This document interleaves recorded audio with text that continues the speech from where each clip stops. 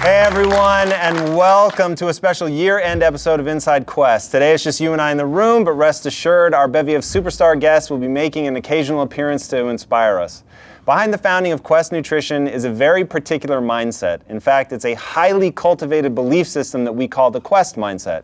It's not something you're born with, it's something that you decide to build for yourself. For anyone who decides that they want to think in the Quest way, it starts with a choice, and that choice is simple. You decide that beginning right here, right now, I'm going to choose to do and believe that which moves me towards my goals, and I'm not going to do and believe anything that moves me away from my goals. It's a mindset of empowerment. It's pragmatic and fundamental in its simplicity. It's the student's mindset. And my life changed forever the day that I decided I was going to embrace it with every ounce of my being. It changed everything in my life so profoundly and for the better, in fact, that I promised that one day I would share that mindset with as many people as I could.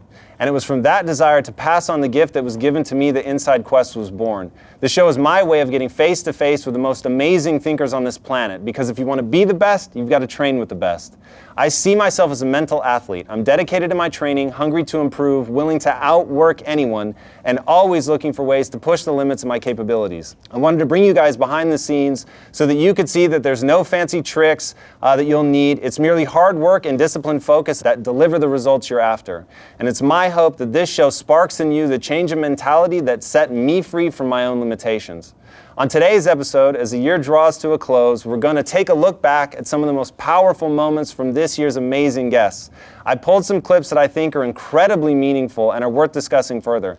This is not a show for empty dreamers. Those on a quest are doers. So as you watch this episode, or any episode for that matter, get ready to act. Understanding is not enough. You've got to do something with that knowledge. And to everyone that came on the show, I am eternally in your debt. You are helping me become a better version of myself, and I hope I've honored your time here by showing that I see your words and ideas as a treasure map, and I have every intention of following that map to the concepts, ideas, and experiences that will ultimately shape me into the person that I'm trying to become. So thank you guys so much for joining us today. I think this is going to be amazing. Without further ado, we're going to dive into the first clip, and it comes from one of the people who I am literally just blown away by, a woman named Carol Dweck. She wrote the book that I consider to be the most important book in the English language, and I say that from the position of somebody who really believes that the very purpose of life, and I'm fully aware that everybody defines that differently, but to me, the very purpose of life is to see how many skills you can acquire that have utility and then put that utility to the test. And I've tried to be recursive and explain why that's so important to me, so bear with me here as I walk through this. The reason that I think that that's the purpose of life is if you push people and ask them what they want, they're going to tell you that they want to be happy. But nobody really talks that next step, which is what is the fundamental building block to happiness? Like, what is that keystone piece? The one without which everything falls apart. And I really believe, and I believe this through experience myself and seeing other people, that keystone brick to happiness is progress. It's getting better, it's improving, it's feeling like you're moving forward. And there's something just incredibly fundamentally true about that for the human experience. And when you look at things from an evolutionary perspective, there's something baked into the human genome that propels us to keep moving forward. Humans have a desire born of evolution to conquer their environment, to grow and progress, and constantly improve their position.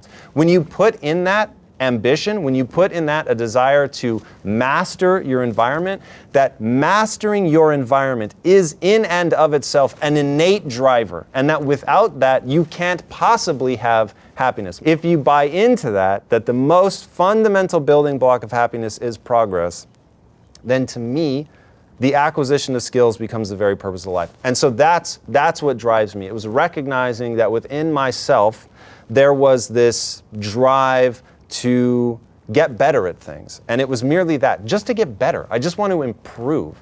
And that filled me with such joy and confidence and self-esteem that I knew that it was something super, super fundamental if it were universal, right? Because there was a chance that it was just me, but in my every encounter with people, I find that same universal truth to be there.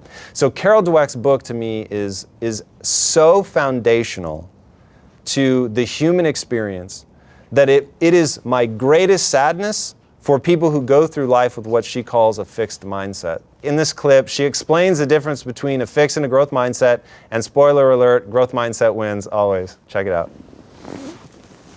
In the book, I spell out two mindsets. In a fixed mindset, you think your basic qualities, your intelligence, your talents are just fixed traits. And that takes people away from learning. It pushes them to want to look like they're smart, brilliant, talented all the time. But then there's a growth mindset where people think their talents and abilities can be developed. And this mindset is totally organized around learning and the processes that promote.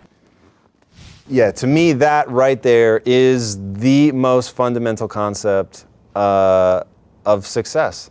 And if you want to be successful, and it really doesn't matter how you define success, it really doesn't matter what the specific manifestations of success are for you. If you want to be successful, it all starts with a growth mindset. And the reason for that is there's something truly strange in the way that humans think.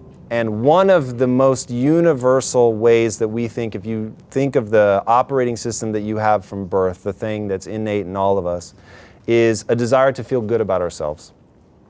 And all of the big disconnects in your life where you got into a huge fight with somebody, or you said something to somebody and they reacted really grandly and you couldn't imagine, like, what is going on here? Their reaction is so out of proportion with what just happened. I promise you, in that exchange, somehow, some way, intentional or otherwise, you have triggered an insecurity in that person.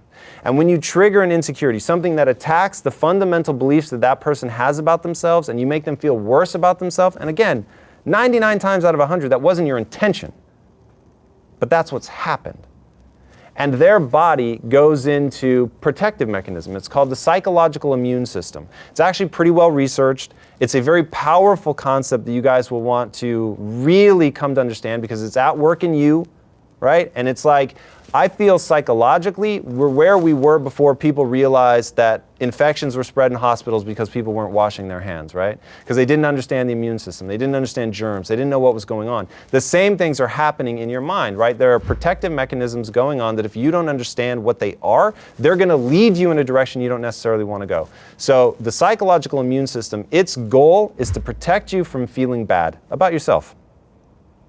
And you will do all kinds of crazy things to ensure that you don't feel badly about yourself. And that is born of that fixed mindset. And that's why I believe that this thing is so fundamental. Because if you go to somebody and they believe they'll never be any smarter than they are the day they were born, they'll never be any better from a talent perspective, whether that's playing the piano, athletic ability, business, whatever, they're never going to get any better. So when they encounter somebody that's better than them, that is a permanent state. They are forever worse than that person. So now they want to protect that ego, so they're going to avoid those situations.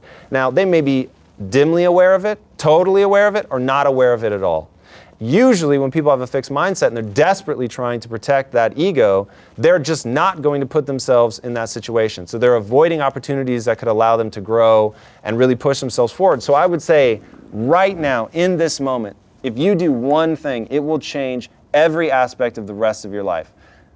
And that is to adopt a growth mindset. And a growth mindset is truly freeing because it frees you from your psychological immune system, at least as it manifests in terms of being afraid to try something new or to fail at it or to not be good in this moment. Because what it does is it allows you, you're going to still build your self-esteem. I don't think that ever goes away. But you're going to take your self-esteem away from being tied to being good and move it to the ability to get good.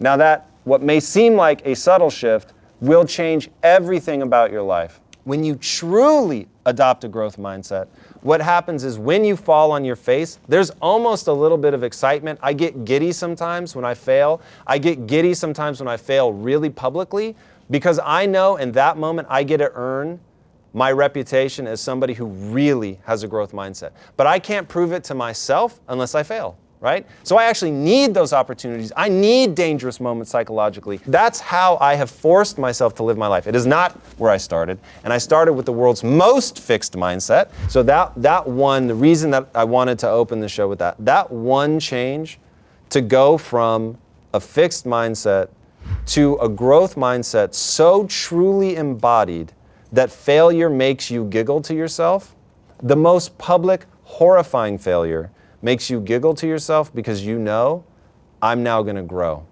because this sting has pointed out a flaw in my game that I was unaware of up until this moment, and I will keep going, and I will acquire this skill. All right.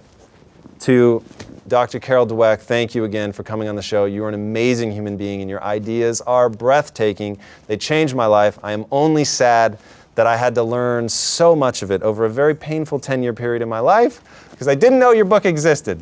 But since I discovered it, I have recommended your book to as many people as will listen.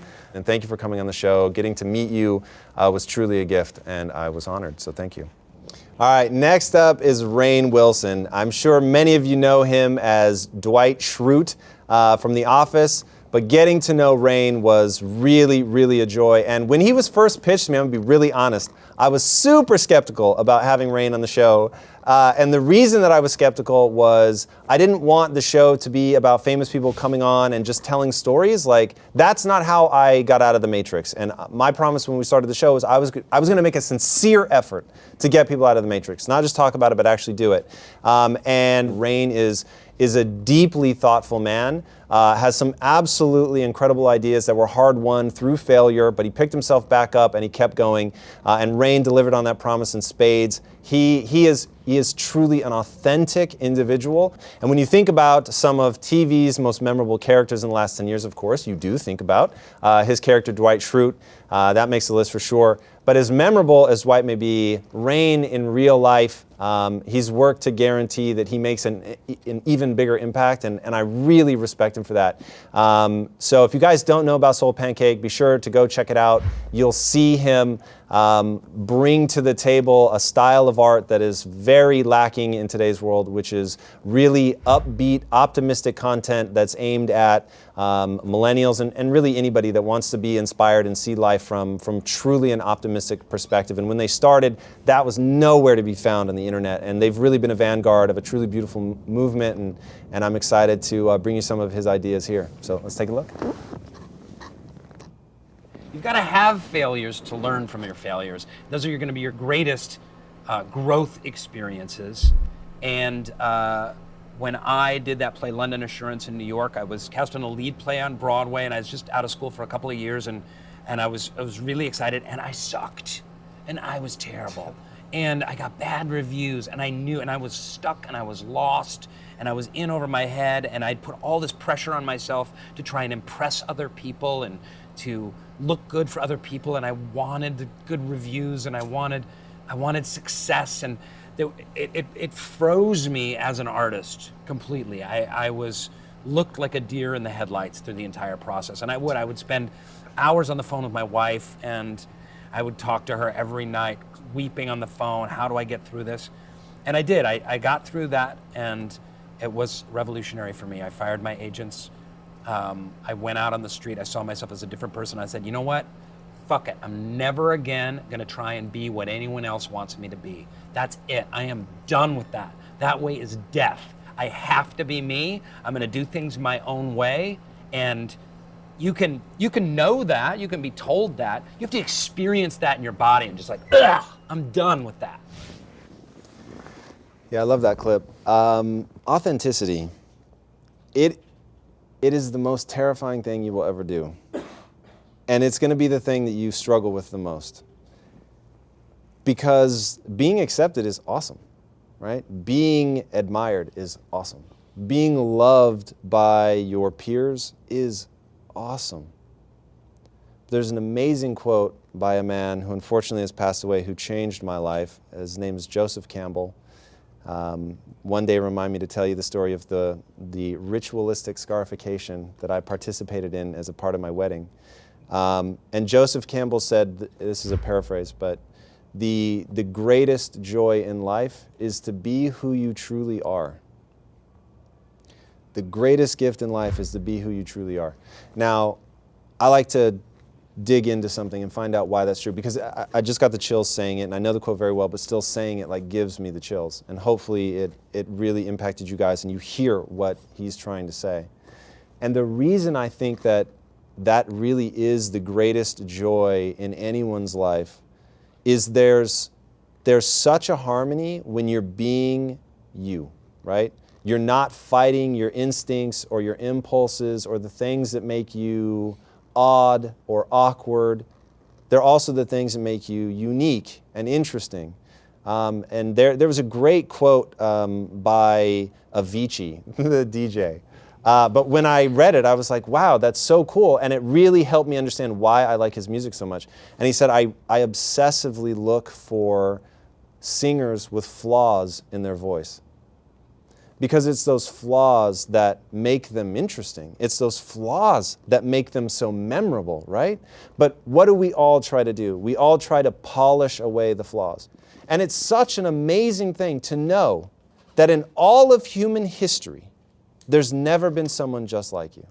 Even if you're an identical twin, even if at a genomic level you're identical to somebody else, what you will be able to offer the world is fundamentally different because you're shaped by your environment as much as you're shaped by your genetics. You're shaped by your time period as much as you're shaped by your genetics and your environment. Like all of these confluence of events come together to create something amazing. So all of those things that you think are wounds, are hurts, are things that have degraded you or chipped away at who you are, they're just the things that have made your voice more unique. They're the things that make you you. They're the things that make you truly a snowflake. That will never be repeated. And in that uniqueness, there's something wonderful. In knowing that you have never been before, nor will you ever be again, even if they cloned you. You, as you are right now, will never be again. And having the audacity to believe that, having the willingness to then share your voice and share the things that you believe, that's when shit gets interesting.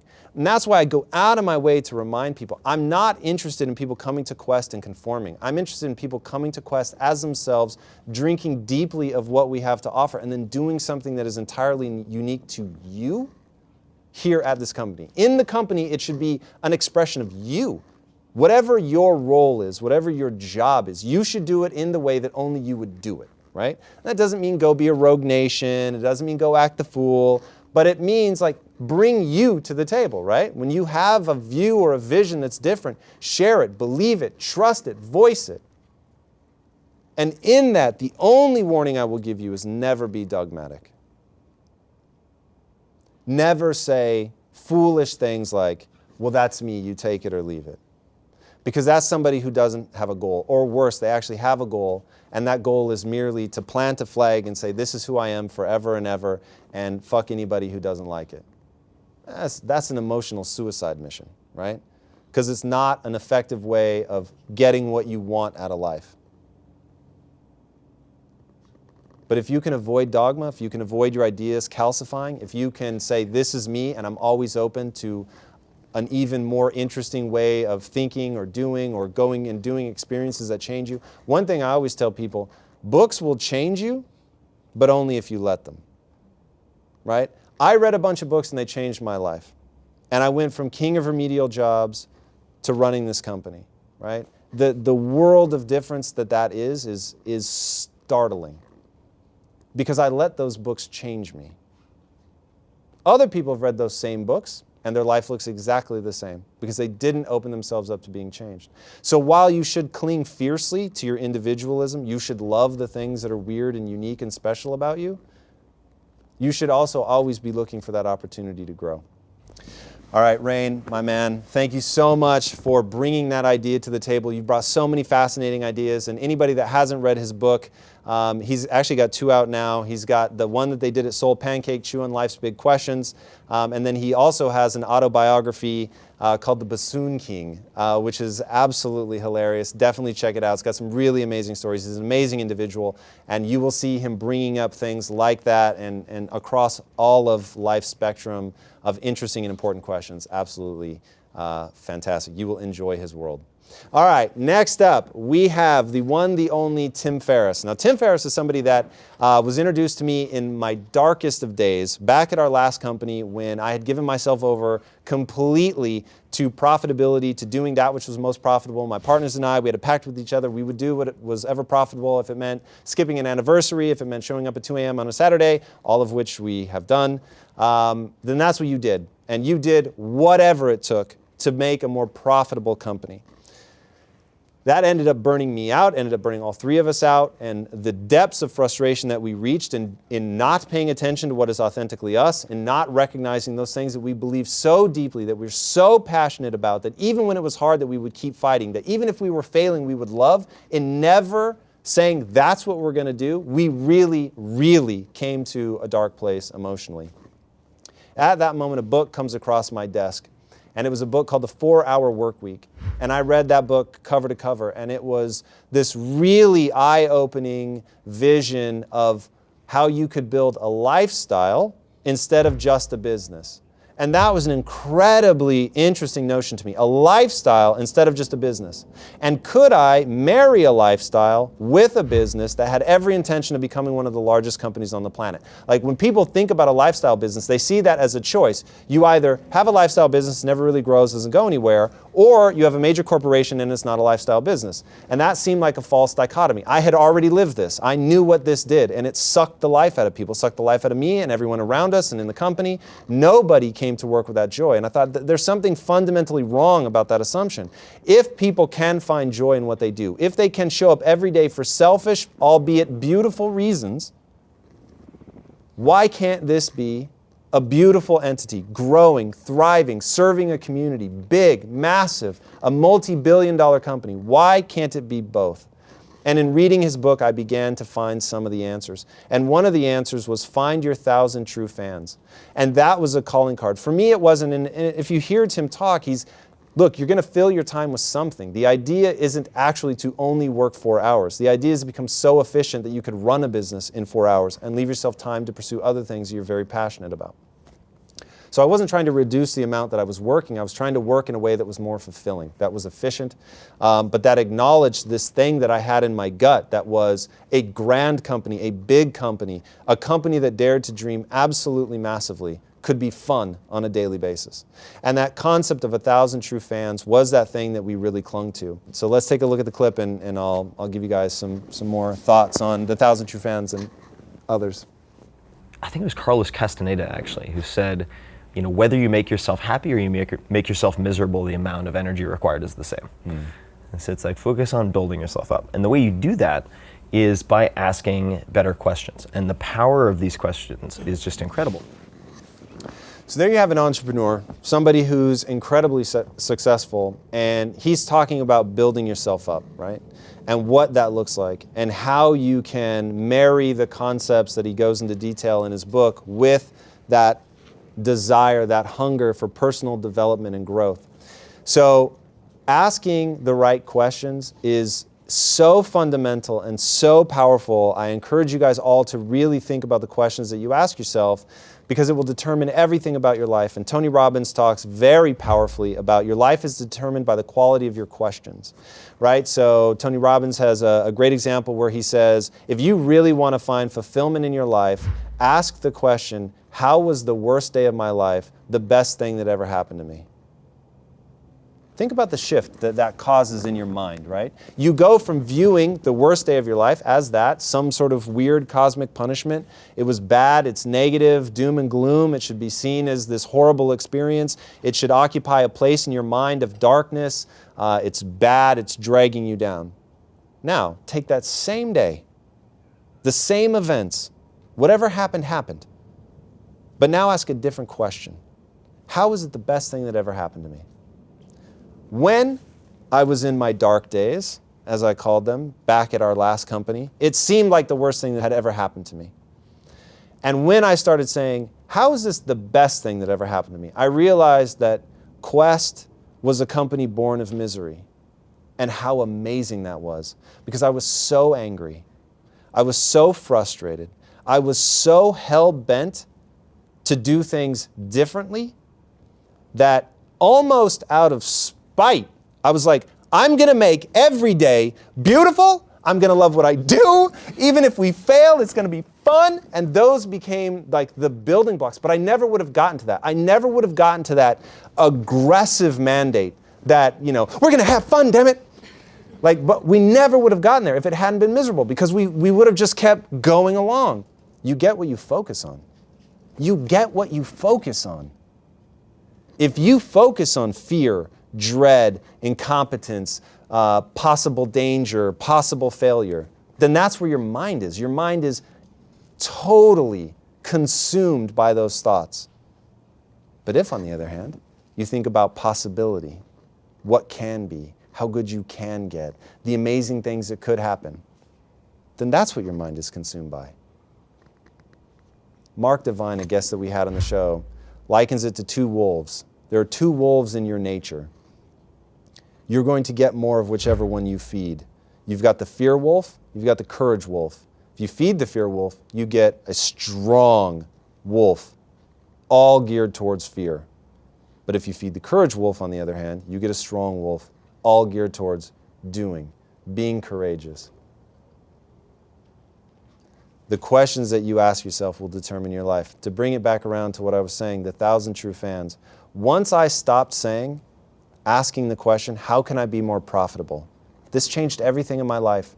And all of you sitting here are because of this one question. Instead of asking, what do I need to do to be more profitable? We started asking, what do we need to do to serve those 1,000 true fans? How can I be more meaningful in their life? How can I bring more value to their life? That was it. That was the change. But it changed everything. It changed everything. You wouldn't recognize me when I was asking, what do I need to do to be more profitable? I was angry. I was sullen. I was aggressive. And then once I started focusing on value, it was more fun for me. I started having fun because that's a cool feeling, right? What can I do to help this person?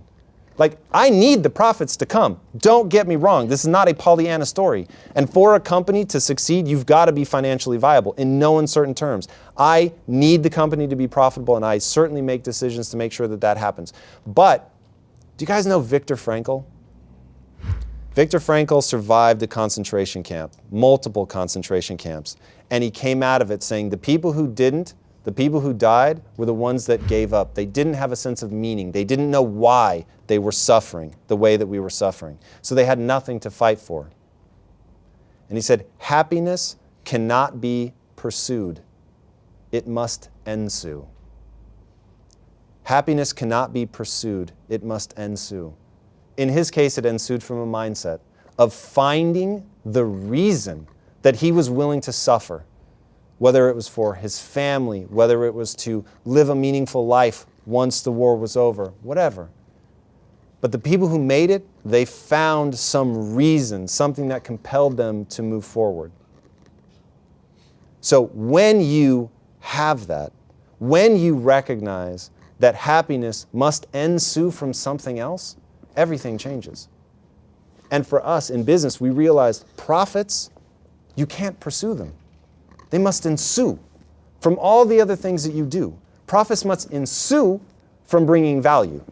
Profits must ensue from building a community and helping them achieve what they want, bringing on employees and making their life better, focusing on making the company the most beautiful thing that ever happened to the employee, and recognizing when you fall short and working to make that better. From that, profits will ensue.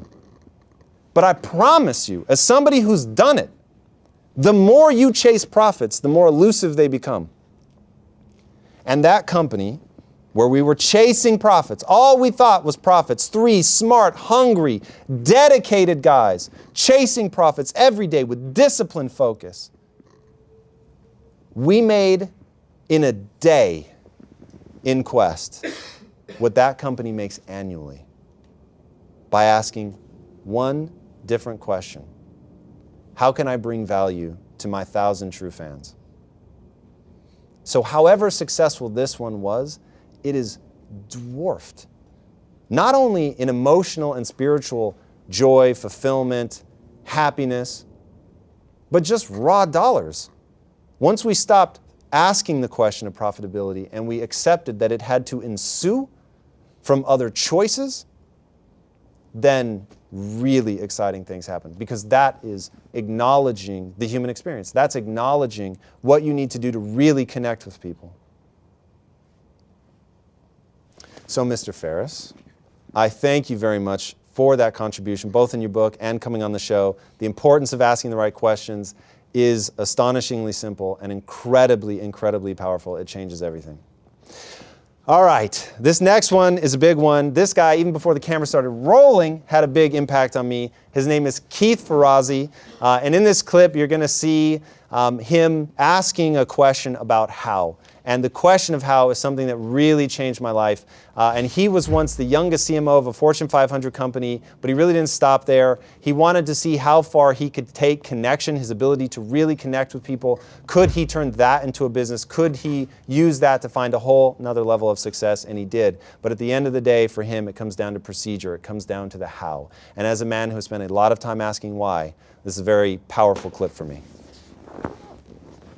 Many companies talk about the why all the time. You know, big, major, very prestigious and well-respected consultancies like McKinsey and others are constantly trying to understand what a company should do differently. You know, why did we get here and what's the positioning, etc. I don't give a damn. Yes, you need a strategy. Yes, you need a process. But almost every company intellectually understands those things. Right. The question is how? How are you going to go from here to here? Because at the end of the day, there's a bunch of people that need to, what we call, open up porosity. Yeah. So at some point in your life, porosity, porousness is the absorptive factor. A sponge is very porous, right? A pan or a Teflon is not. It just slides off you. Most of us walk around this world like Teflon. Everything slides off us. Very little gets in, really soaks in. So if you're trying to change a human and achieve human behavior change, the question is, how do you open up porosity?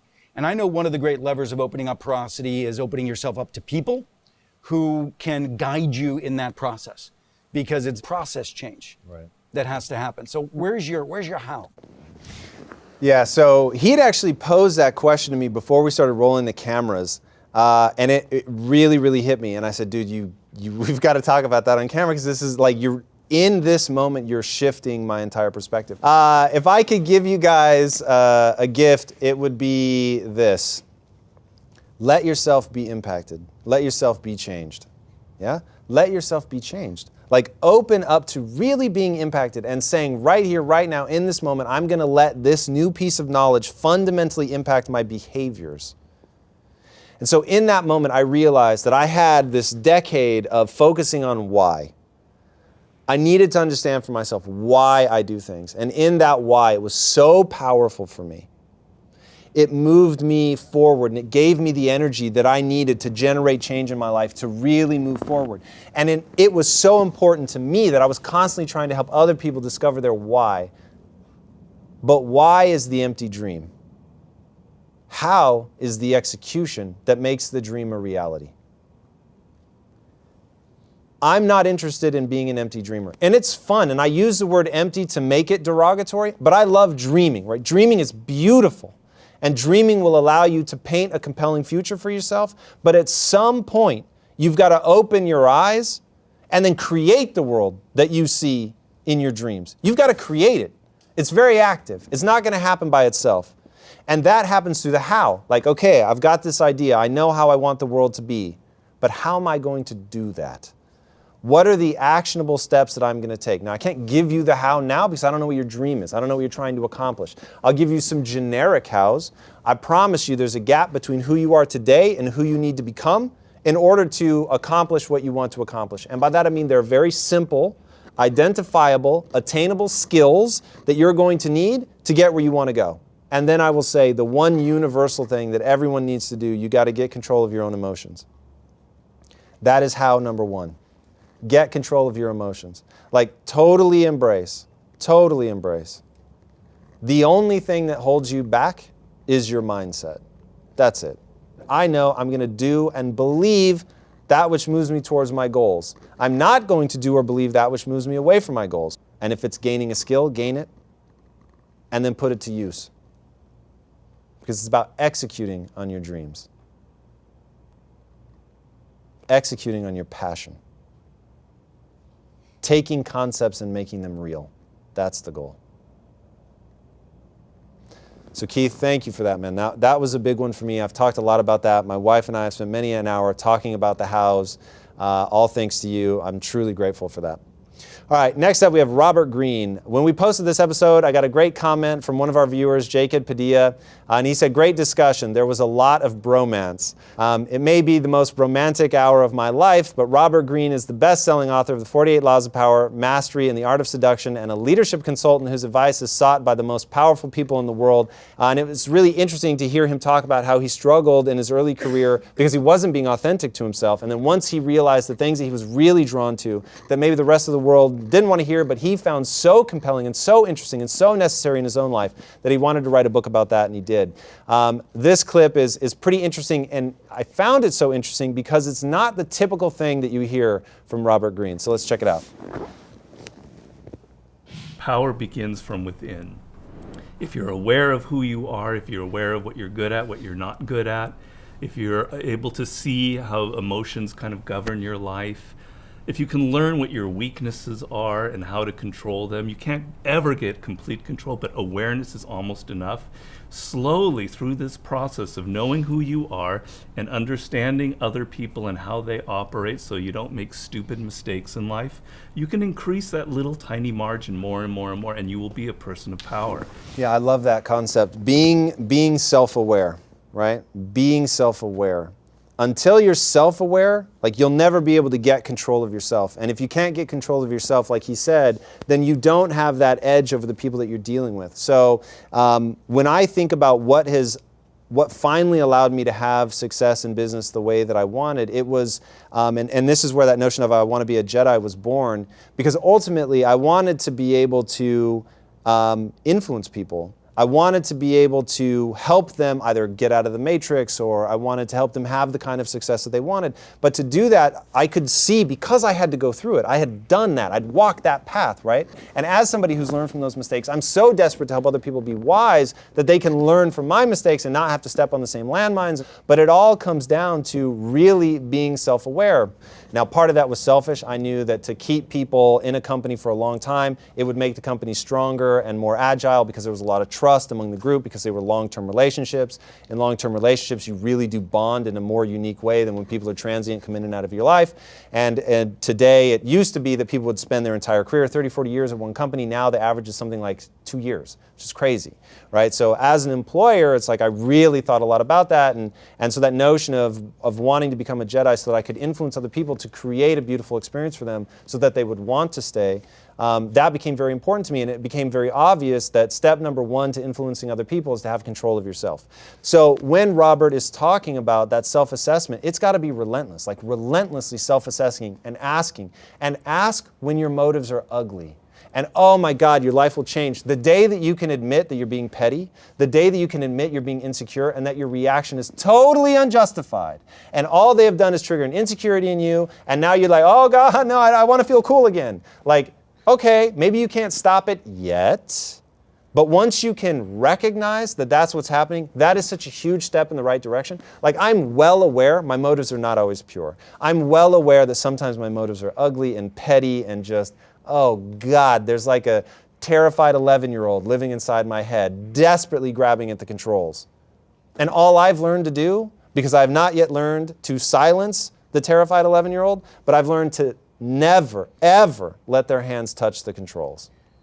That's it, right? And it's that level of self-awareness, of being able to say, wow, that's a really ugly motive of mine, without damaging my self-esteem. In fact, if you do things just right, when you recognize something really unpleasant about your mentality, let yourself feel good. Like, hey, I'm willing to accept that that's really stupid, without saying that makes me dumb. That's the self-awareness that Robert Greene is talking about. It really is powerful.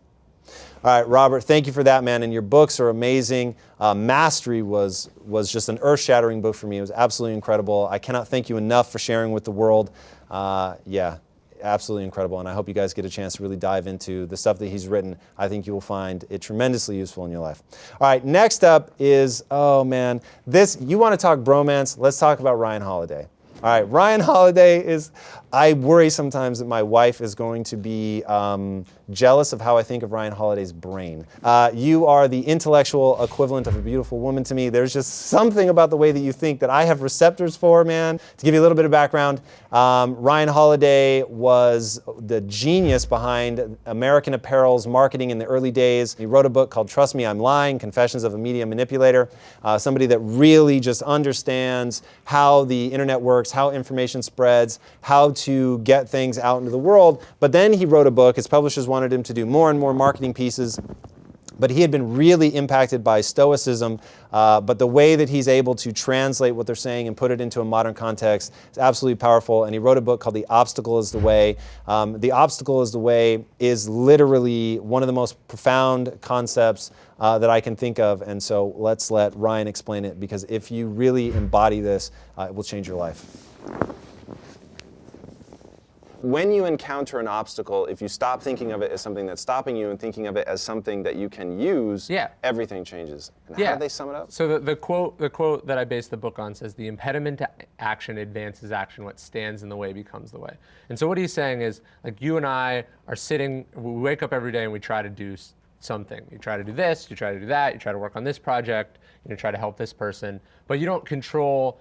You control your choices, but you don't control how those choices are received, or the weather, or any number of external factors. Right. So what you set out to do can always be impeded or blocked in some way, or that's how you would think if you didn't understand Stoicism. And what Stoicism is saying is, no, whatever these new things are, right?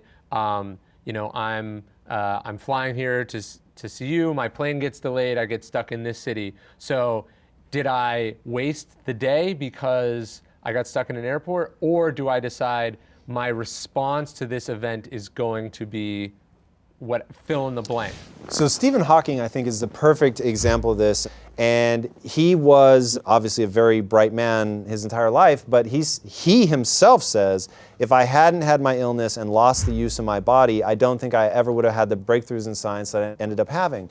And so for him, the obstacle of being confined to a wheelchair and slowly losing so much of his physicality that in the end, I think now he's got like one muscle in his cheek that he can move, and that's how he does the controls the device that allows him to speak. But I mean, that is the degree to which this man is locked in his chair. And he said, because of that, I had to find a way to exist entirely in my mind. And I feared that the disease would take me very, very young, so I had very little time to come up with answers to some of these grand challenges because I wanted to matter. I wanted to do something significant before I died. And so his world is reducing. He's afraid that he's on a very short time clock. And so he goes deep into his mind and does, in sort of the Einsteinian tradition of using your mind as the only laboratory that you need. And he starts thinking through these problems and comes up with what seem to be true answers about the nature of black holes. And it's really leading the direction of a large portion of what's happening in physics. It's utterly breathtaking. And it's all being done by a man who anybody else would be tempted to say, well, my life is over, right? Why is it even worth living?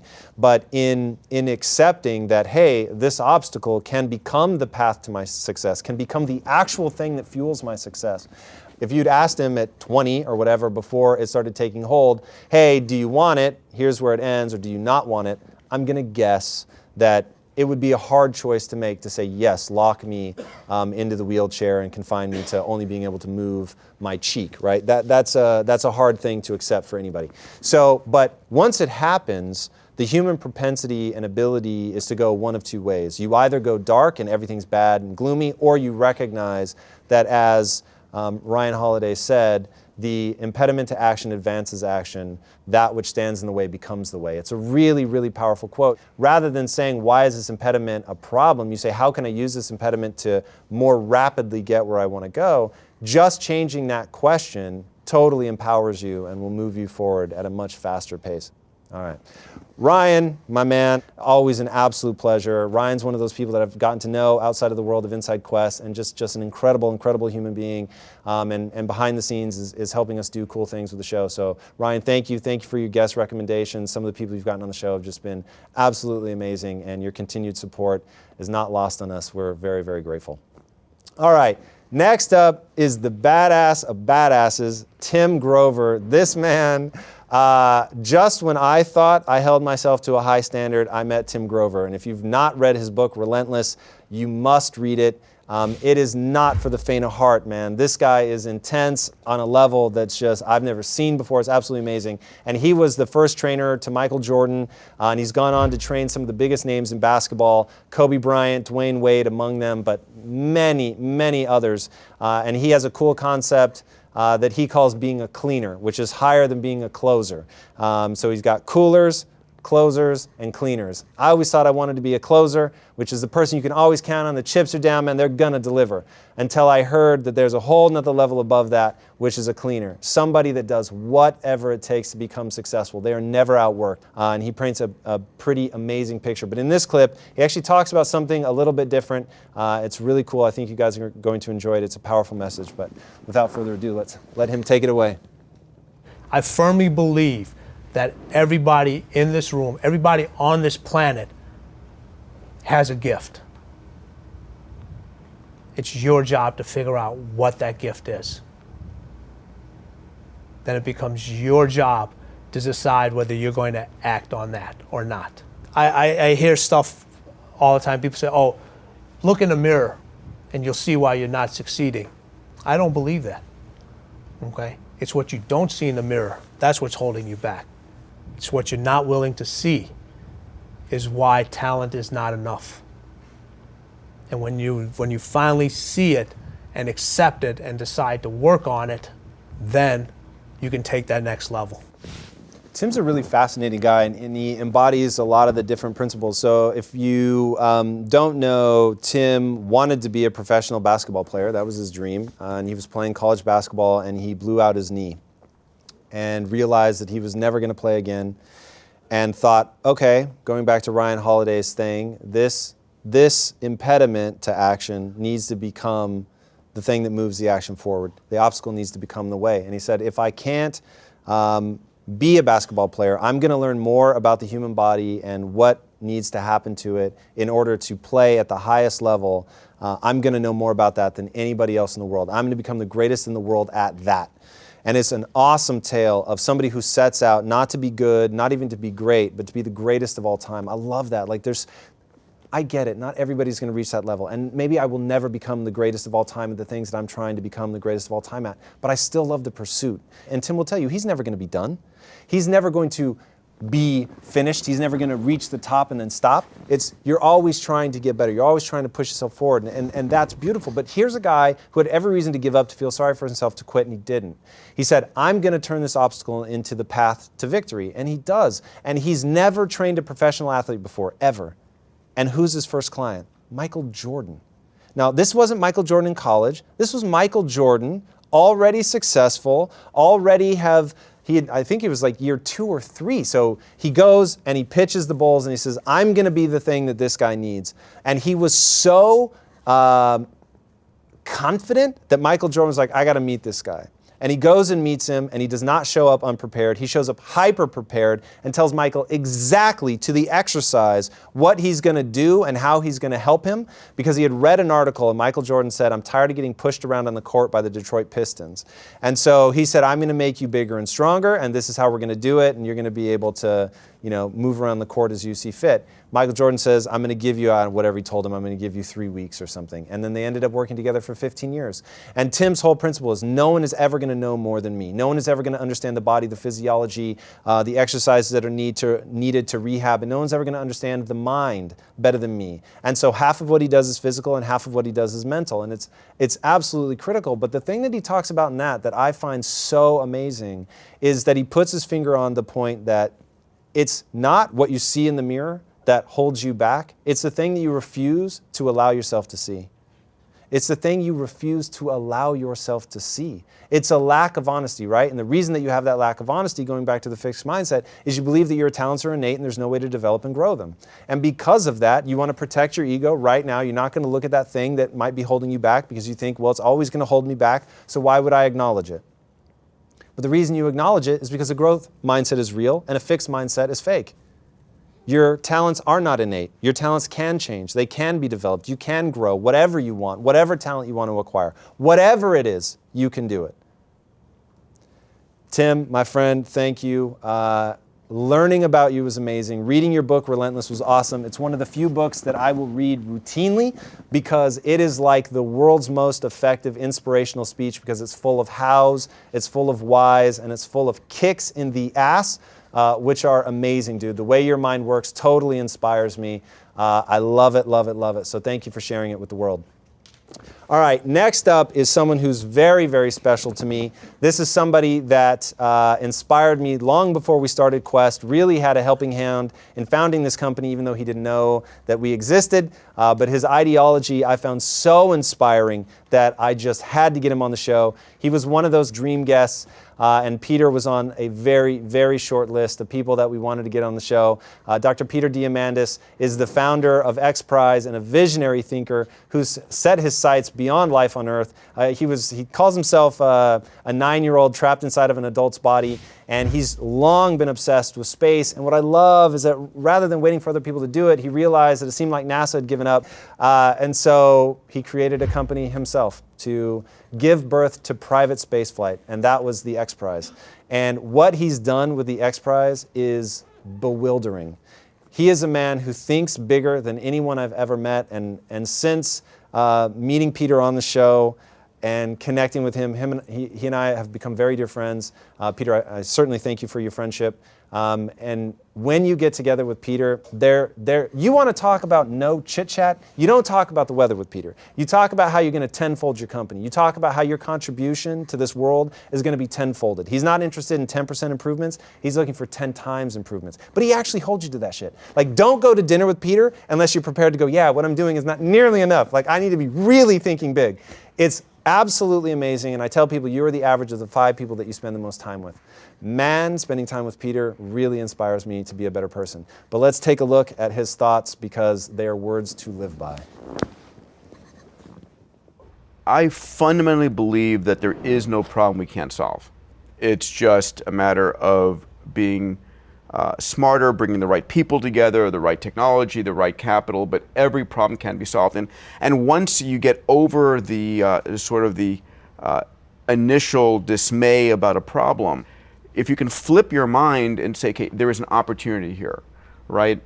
Problems are gold mines.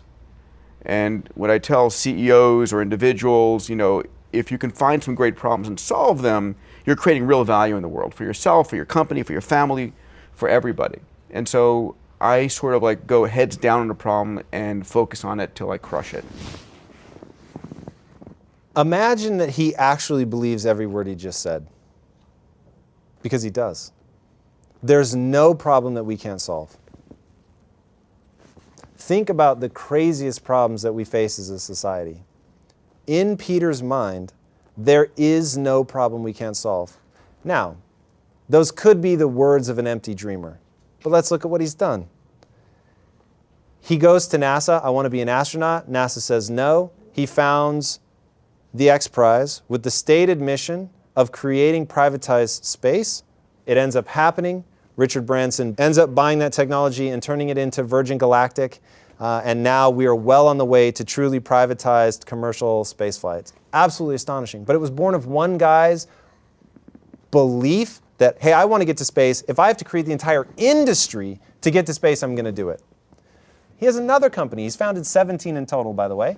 He has another company called Planetary Resources. They realized that floating around in our solar system are these big rocks full of precious metals. Any one of those rocks could be worth $1 trillion. And somebody just has to build the equipment in order to get to them, figure out how to land on them, mine them, and then get the stuff back. But just to give you an idea, that's already freakish, right? Like imagine you wake up tomorrow and that's your task. Hey, we need to go mine asteroids, right? So you're going to have to get something on it, land on it, which none of this exists yet, by the way. You have to build that technology. But on top of that, once you get there and extract it, the US government doesn't recognize that you have any rights to that. So before you do that, you've got to go petition the government to get them to change legislation in order to recognize your rights of ownership, which they did.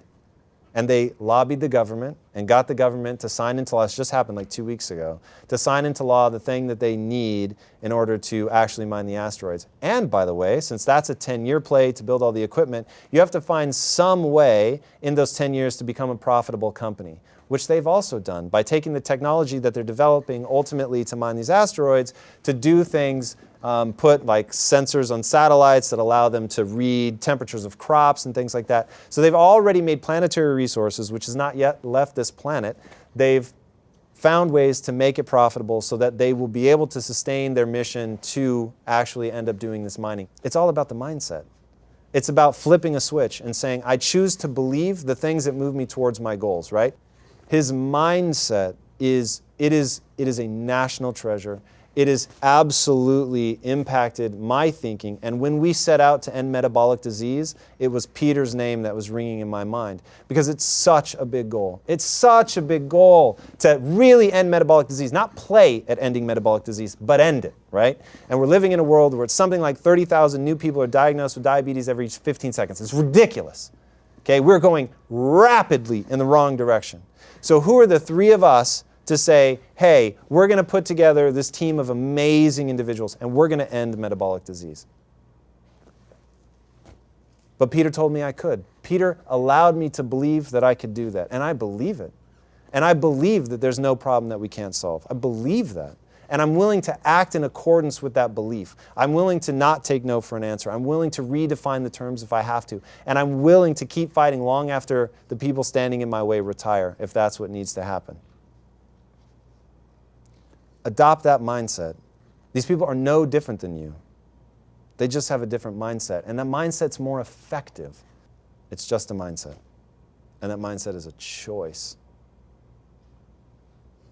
All right, Peter, man, thank you. Thank you for everything that you've done in your writing. Thank you for everything you've done to inspire so many people with your companies. And thank you for inviting me into the world of the X Prize Foundation, which I'm incredibly honored to be a part of. Man, every time I spend time with you, I truly, truly realize that you are the average of the 5 people that you spend the most time with, and you are making me a better person. And that is truly the highest compliment that I could ever pay anybody. So thank you. Okay, so next up is Joe Donnelly. Joe is awesome. This guy is utterly fascinating. He's somebody that I've been lucky enough to get to know, and the way that his mind works is incredible. And again, this is somebody achieves at the highest level in football only to get injured, and now he's got 2 choices. He can feel sorry for himself and do nothing with his life, or he can say, hey, this doesn't matter, and I'm going to switch over my mindset, and I'm going to move myself forward in a new career, in a new path, using the same discipline that I developed to get great at football. I can point that at anything and get great at that. And he has some really sage advice on a lot of different topics, but the topic that he's going to talk about today is addressing fear. It's such a powerful concept. So let's hear it. Fear is like a small fire, and time is the wood. Time is the wood, absolutely. I love that. Yep. Talk about what happens to that fire if you turn your back on it. I mean, literally, in life, I always tell people that the minute you recognize a fear, whether it's public speaking or maybe jumping out of an airplane, whatever it is, if you don't immediately take steps to address it, that fear is going to grow. And day by day, hour by hour, till at some point it's going to be, that fear was small at one point, but now it becomes insurmountable, and you've developed a psychological block against it. Whereas before, if you just stepped outside of your comfort zone and addressed it, you could have attempted to conquer it. Every day you let it go by, that fear festers, it grows. More time, more wood is poured on that fire, and it grows. I've seen people literally go into panic attacks, all because it's built up over time. Your opportunity then to move forward and self-generate success, when you have a giant wall in front of you, it's almost impossible. You've put yourself against odds that are basically shackling you and crippling you and paralyzing you to try to move anywhere forward in life and create success. Yeah, I like the way that he frames that, right? Because everybody's going to be afraid of something, but that concept that time is your enemy, and I'm going to get real neurological on you for a minute. So this is, again, one of the reasons that I researched the brain so relentlessly, is it explains why what he said is so true. So there's a concept in neurology that neurons that fire together wire together, and that whatever mental pattern you get into, so let's say it's public speaking. Public speaking equals fear, and you sit and think, oh my God, that'd be so terrifying if I went up. You're connecting those two concepts together. You're doing that. You're doing it actively. And the worst part is you don't realize you're doing it actively. You don't realize you actually get better and more efficient. You get more neurologically efficient at worrying about a problem the more you worry about it. Now, I don't know about you, but I don't want to get more neurologically efficient at worrying about something. Okay, that does not seem like a good use of my energies, because now those neurons have fired together a lot. Public speaking, fear, they're tied, the connections get stronger, the synapses fire more readily, the electrical impulse goes more fast, and the core underlying thing I want you to understand is that is brain plasticity at work. Your brain is wiring to keep you safe from the fear of whatever, public speaking or whatever the case may be. And it's getting really efficient at protecting you from that. Now, going back to the what wolf are you feeding, if on the other hand, you thought, oh man, I'm going to do public speaking, this is going to be amazing, a chance to get up there and learn and see what I do, and man, okay, if I fall on my face, rad, how am I going to address that? How am I going to get better at that? Then get up there, fall on your face, okay, cool. I'm a growth mindset, so I'm not tense about the fact that I fell on my face. I'm only interested in improving, so what could I do better? Oh, preparation. Yeah, that actually would have helped a lot because I was kind of forgetting what I wanted to cover in the heat of the moment, so I could prep, or I could write note cards, or I can get a teleprompter, whatever. But again, take it down to the neuroscience of what's going on in the brain, that those neurons are making connections, they're making it easier and more efficient for you to worry about that thing. So focus on things that are positive, that empower you, because you will create that super highway to joy, to empowerment, to that feeling of confidence, if that's what you focus on. So be very, very careful what you focus on. All right, Joe, man, thank you. You've been a part of this family for a long time. You supported us when nobody else knew who we were. Man, you are literally a walking billboard for accomplishment with a physique. It's absolutely astonishing what you've done with your body, and I really believe that the body is a reflection of the mind. And dude, your body reflects an amazing mind, man. And honestly, your support for this company and this community, I can't thank you enough. So thank you for coming on the show. Thank you for sharing so openly. It was awesome. All right, next up, we have Lewis Howes. Lewis Howes, man, if any of you guys have been watching his journey, has been absolutely incredible to watch this guy go from sitting on his sister's couch, totally depressed after being a professional athlete, again, a career-ending injury. And it's fascinating how many of athletes that get injured end up having this mindset because they know they have to in order to continue to live a fulfilling and extraordinary life, because they're going from having put all this energy into a childhood dream, into becoming great at something, into becoming one of the best in the world at something. And now that energy and enthusiasm, they want to put it into something. He put out a book, it became a New York Times bestseller, which, man, that, you talk about having a dream, closing your eyes and then asking, how am I going to pull that off? And then executing. So he's got a podcast called The School of Greatness, which he was kind enough to have me on, and that was really a phenomenal experience, because he, like I, is trying to learn what are those commonalities in people who have achieved something in their life, and what can we take and put to use in our own life, and putting taking your dreams and putting them into action is something that Lewis is uniquely gifted at. And so I want to show this clip where he talks about that. And so one of my dreams early on was to make $5,000 with a speech. And I had never spoken in public before, so it terrified me. And I never made $5,000 before, so that terrified me. And what I did is I wrote it down and I framed it, because we would do this in sports as well. We would frame our goals. Right. You put a date on it, right? I would put a date on it and I would sign it as if I awarded it to myself. But I would frame it in a nice frame and I put it up on my mirror and create a certificate of achievement. Lewis Howes has just been awarded $5,000 for giving this prestigious speech, right? And I would look at it every single day. And that may seem weird or a little woo-woo-y, but for me, seeing it every single day and being so clear that this was my vision. And I said, okay, what are the action steps I need to take? I broke this down just like an athlete. What are the action steps I need to take? Right. I need to find a coach, because I have no clue how to speak in front of people. I need to practice, and I need to figure out how to get to this point. And I would spend weeks on these 5-minute, simple speeches. And I would stand in front of the podium, shaking, sweating before I even got up there. Just the anticipation of speaking in front of 10 people terrified me. Right. Even though they were friendly, they terrified me, right? And eventually I did 10 speeches in about 10 months. and the last one I got a standing ovation. Wow. And after that moment, I got a $5,000 speaking gig offer as well, because I was doing the work for what I needed to do to get there. Also, I was building credibility and expertise in another topic, which allowed me to get that. And it was just an incredible lesson for me to know that I can put a dream out there, I can put it up somewhere, and I can visualize it, and I can take the action to make it happen, even if I'm terrified, even if I feel like it seemed impossible to happen in that time frame. All right, it's that concept of extreme action that I want to talk about, because one thing that really saddens me is how many people have a dream, they know what they want, they're passionate about something, they want to do something in their life, and they will talk endlessly about that, but they never actually do anything. They never take the concrete steps that they need to accomplish it. And I think part of the problem is when you say like baby steps or small steps, it's comforting in that it seems like everything is easy to do, but it's also not sexy, right? So the people that end up losing the most weight are the people that have the biggest weight loss goals, not the smallest.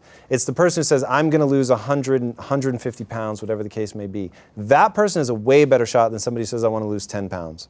Because the person who dares to have that big dream, it's more inspiring, right? So it may be more terrifying, but it's inspiring. You want to take that big moment. And I think one of the problems that people have is, one, they think the first step needs to be perfect, and that somehow if the first step isn't perfect, like nothing's going to work out. They don't realize that any journey towards success is literally how fast can you fall on your face, because falling hurts and you're going to want to stop falling real fast. So you're going to fall, you're going to learn, you're going to keep moving. Now, some people fall, it hurts, and then they just stop. But assuming that you keep progressing, if fall, it hurts, you want to fall less, so you learn, so you get really intentional about learning those lessons. But when people are paralyzed by thinking the first step needs to be perfect, or that first step doesn't seem very interesting, right? Like Keith Ferrazzi talks about this, the how of change. If you want to lose weight, stop putting creamer in your coffee. That's the lead domino, right? It's not about the dream, it's about the action. That you can trust, because at the end of the day, the dream doesn't matter if it stays a dream, right?